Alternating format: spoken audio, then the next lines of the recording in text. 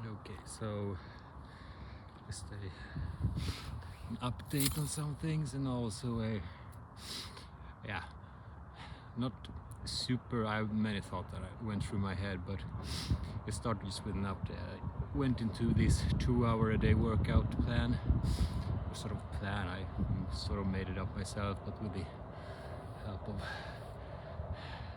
some AI and stuff. But so 4 weeks into it,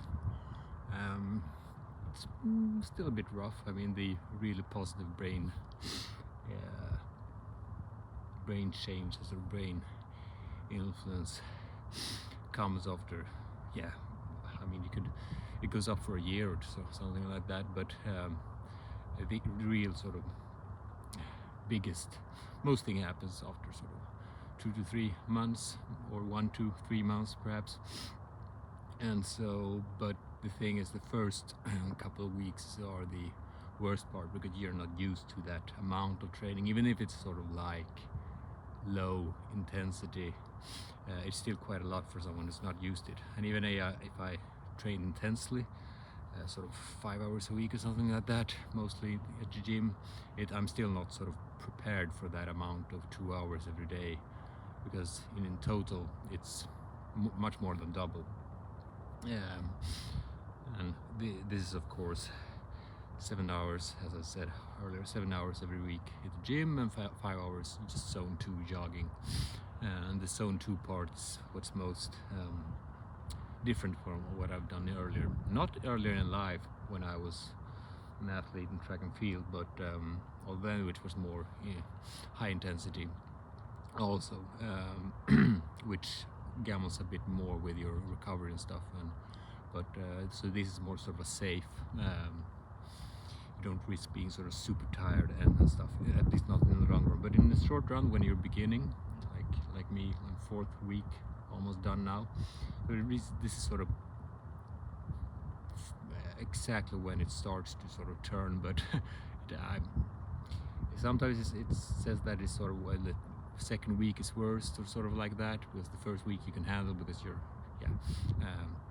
but the second week is sort of much more. You have 1 week of baggage of hard training that you're not used to, and then the second week. But sometimes it takes a bit longer, sometimes it's faster, depending on who you are and how hard you train and all that.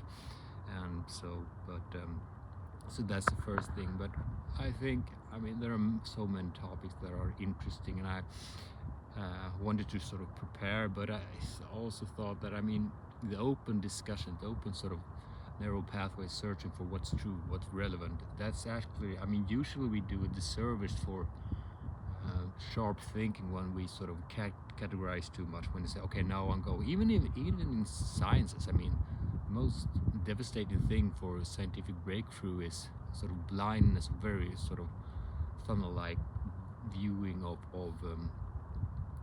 well, in academic disciplines, but also sort of in subjects in themselves. It's almost a taboo, where you definitely do not use sort of models from other academic departments or other field of science. It's sort of almost like heresy, sort of. And that's obviously very, very bad. So multidisciplinary approach is usually a good thing there, but also in general in life, if you go down into a subject and you don't see that suddenly the answer to your question is way outside of the boundaries of that subject, that's not a good thing. So searching for truth, everything sounds cliche, but I mean, everything is connected in some sense. Everything, you could say everything: biology, chemistry, anything, history. You can place everything on the scale of history, right? Can't say biology when it comes to sort of planets, I mean, non-organic things, but I mean, as a general concept, it's true.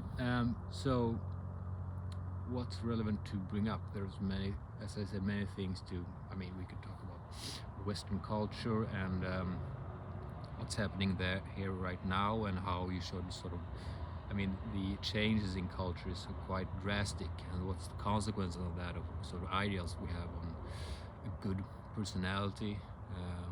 How far should we go into the culture of everyone should be kind and loving, I mean, that's obviously very good thing. But if it's at the expense of not being able to stand up for yourself, and I mean, you can't just be a meek, how should you put it?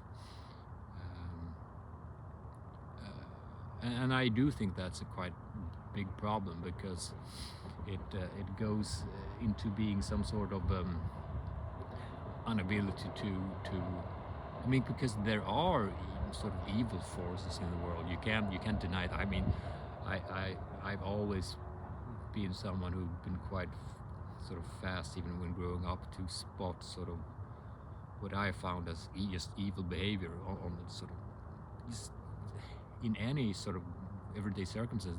It's quite a lot of it, and when you take sort of the whole world, the systemic level, and it's all not always what you think is evil. I mean, there's quite a lot of that's undetected, and that's the worst part of evil, because the other parts are usually sort of dealt with. And so and in response to that, if one is not able, or a society is not able to counteract that,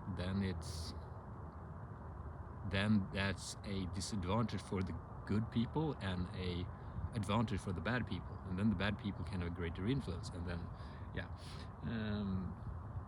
and then when I say bad, and I just mean in general, obviously not gender specific or ethnicities and stuff. But even though we people differ a lot when it comes to biology, there are different types of evil, so to speak. It's still that's another topic. Some other ideas I had in mind was some things. I mean, repetition is the mother of learning, and it's the most crucial part is obviously talking or writing, or at least thinking about concepts that one has learned. And learning is the best, or depending on what type. There are many types of learning, but it's the only way to progress is to learn stuff, right? So and how is that achieved? Well, it's achieved by ingraining these really important ideas, the concept, the knowledge in your mind that is very, very important and relevant. And here's the complex thing, the crucial thing here, that, and I think I mentioned this earlier, and it's two quotes from the guy Charlie Munger. And one quote is, "Take an idea and take it seriously." And so you can follow up that with the tendency that he calls a psychological tendency of use it or lose it tendency. Basically, you take an idea seriously and you implement, you think about it and use it, because otherwise it's just in through one ear and then through the eyes, and it's gone. And so, and then that's not learning. So, but the other quote is the good ideas that do you in. Oh, see, here's the morning sun shining. Anyway, and that means that you will not, what will sabotage for you is not that you overuse bad ideas. I mean, obviously that happens, but I mean, what is really dangerous is the good ideas, because the good ideas will be overused. You overuse them and apply them in fields where they should be applied. And so that's worth keeping in mind. Like, the good ideas do you in, that sabotage your thinking process. So getting good, it's even, well, similar topic, it's good to get rid of ideas also, because obviously there's you're going to take some bad ideas seriously, and that's probably the worst thing in the world, bad ideas that are taken seriously. But even the good ones can sabotage for you, because you will overdo them. And that's the general concept. But realizing that in your everyday world, your life, that's it's impossible to do perfectly, obviously, because what's perfection in that? But to be aware of that and scrutinize your own thoughts and actions. I think that's what I had on my mind. But one thing that's very interesting is the cultural sort of tides, the zeitgeist today, because I think there's something in the culture that's, I mean, should I say, change in the winds.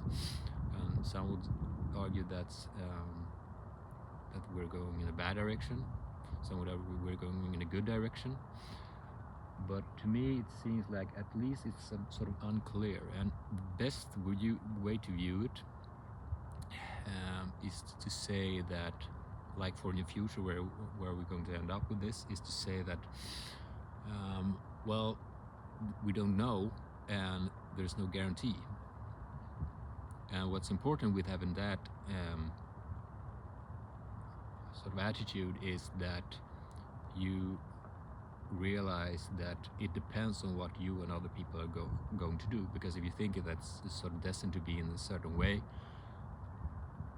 yeah, so taking responsibility for where the world or culture, in small things or in big things, depending on how ambitious one is, that's probably the best approach. And yeah, but I have to be honest and say I am at least excited